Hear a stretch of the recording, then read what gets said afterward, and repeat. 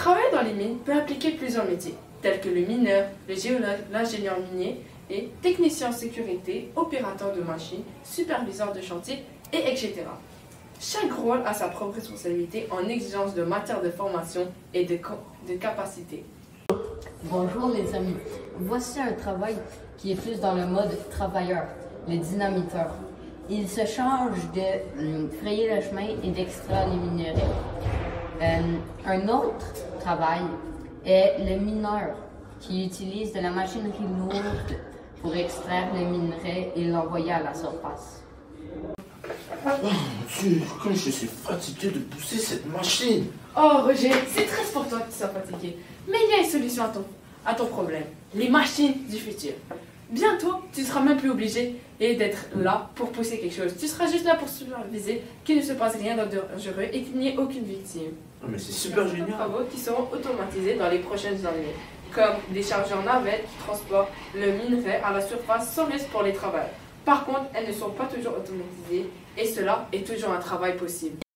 Veux-tu savoir un fait intéressant sur les mines? Oui.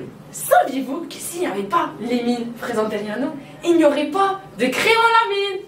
Pour de vrai? Deuxièmement, quelle est la formation que vous avez suivie pour pratiquer ce métier?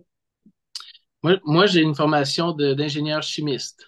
Donc, l'ingénieur chimiste, normalement, on appelle ça l'ingénierie des procédés. On peut travailler en pharmaceutique ou dans toutes sortes de types d'usines qui ont des procédés industriels en pâte des papiers, dans la foresterie, dans le bois de sciage. Donc, c'est un, c'est un cours qui est assez polyvalent. Quelles sont les compétences qui sont requises pour travailler dans des postes variés au sein de l'industrie minière?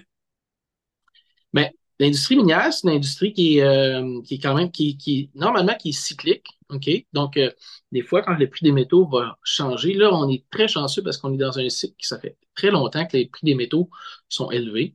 Mais à l'occasion, les prix des métaux vont chuter. Et puis quand le prix des métaux chute, ben là, il faut s'ajuster pour être capable de continuer nos opérations, d'être demeurer rentable. Donc, il faut souvent être capable de se retourner rapidement.